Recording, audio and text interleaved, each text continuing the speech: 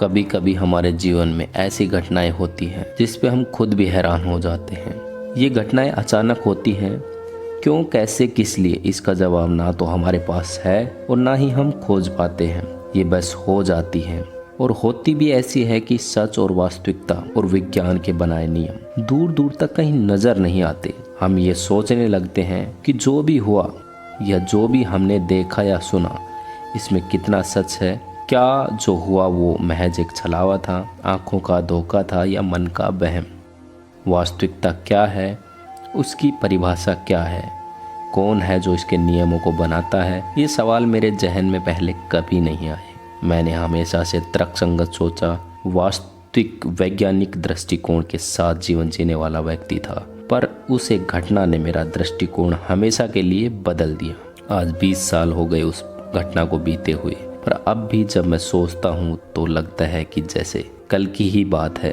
मैं उन गन्नों पे बिछी ओस की बूंद को अभी भी महसूस करता हूँ। हवा में फैली उस भीगी मिट्टी की खुशबू मुझे आज भी तरोताज़ा कर देती है।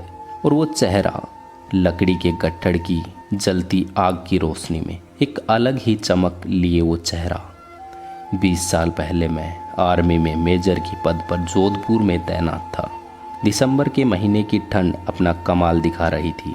दिन में मिली धूप रात की आई ठंड के आगे सर झुकाकर घुटने टेक देती थी।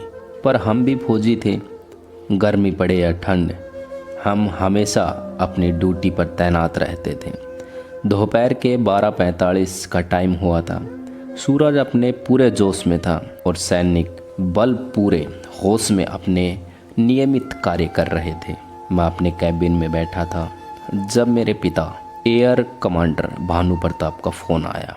यूँ तो मेरे पिताजी थे, पर ड्यूटी पे वो हमेशा मेरे सीनियर पहले, पिताजी बाद में थे। गुड आफ्टरनून सर, मैंने कहा।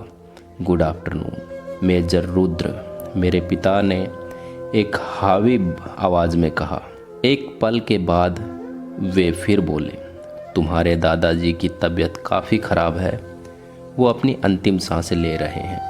मैं चाहता हूँ जितनी जल्दी हो सके मधुरगढ़ के लिए निकल लो, हम आपको वहीं मिलेंगे। कुछ पल के लिए चुप रहा। मुझे कुछ समझ में नहीं आ रहा था। पिताजी कभी ड्यूटी के समय निजी जीवन की बातें नहीं करते, तो फिर आज कैसे? और उन्हें कब से अपने पिताजी की चिंता होने लगी? आज से पहले, बल्कि जब भी मुझे याद है, उन्होंने कभी उनका जिक्र नहीं किया। यस सर, इतना ही बोल पाया मैं। गुड डे मेजर, ये बोलकर उन्होंने फ़ोन काट दिया। पिताजी को यूं अचानक घर जाने की याद कैसे आ गई? डेस्क की दराज में से सिगरेट निकाली और पीने लगा। हर एक कस के साथ मेरे सवाल। शायद उन्हें जायदाद चाहिए। मैंने सोचा, सुना था मैंने एक बार उन्हें माँ से बात करते हुए, काफ़ी बड़ी जायदाद है और पिताजी के कोई भाई बहन नहीं है। नहीं, ऐसा नहीं होगा। पिताजी ने मुझे बचपन से ही आत्मनिर्भर रहना सिखाया है। शायद कुछ और है। कुछ नहीं समझ आ रहा, ये दादा कहाँ से आ गया बीच में। मेरी सिगरेट ख़त्म हो गई थी, पर सवाल अभी भी थे। मुझसे रहा नहीं गया। मैंने अपना फ़ोन निकाला और पिताजी को कॉल किया। तीसरी घंटी पे कॉल उठाया। उन्होंने कहा, हाँ बेटा। पिताजी, हमने आपसे एक बात पूछनी है। जानते हैं यही ना कि आज अचानक हमें अपने पिताजी की याद कैसे आई? सब जानते थे वो कब, क्या और कौन सा सवाल है मेरे जहन में। जी पिताजी, मरते हुए आदमी से कैसा बैर? रुद्र, हम जानते हैं कि वो अब ज़्यादा दिन नहीं जिएंगे।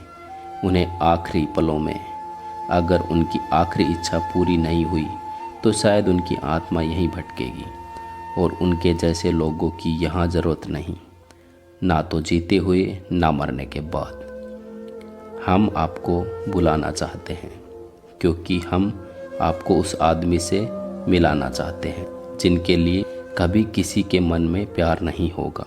जैसा आप कहें पिताजी। ज़्यादा न पूछते हुए फ़ोन रख दिया। मेरे पिताजी हमेशा दादाजी से नफ़रत करते रहे और उन्हें इसी नफ़रत की वजह से मैंने भी कभी अपने दादाजी की इज्जत नहीं की। पिताजी कभी किसी से बैर नहीं रखते थे।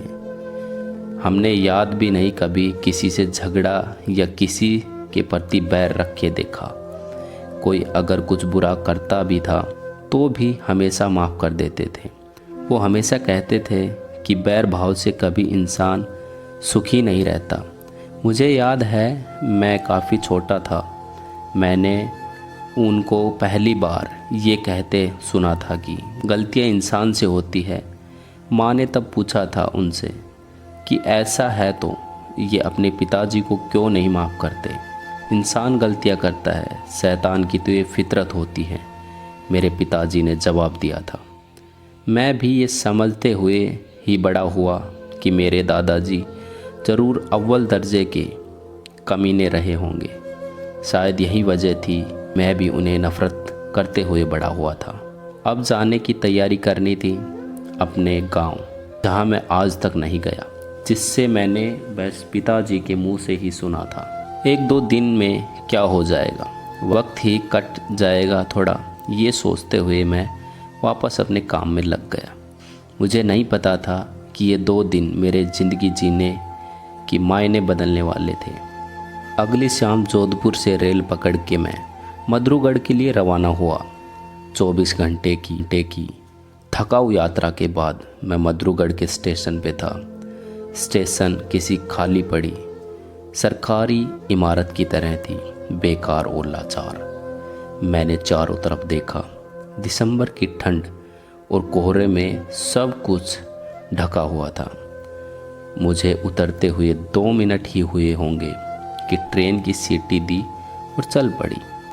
अच्छा भी था, इस घटिया स्टेशन पे रुकना भी कौन चाहेगा। पीठ पे बस एक बैग लिए मैं पास ही पड़ी एक बेंच पर बैठ गया। पिताजी को फ़ोन करके बताना था। मैंने अपना फ़ोन निकाला पर उसमें कोई सिग्नल ही नहीं आ रहा था।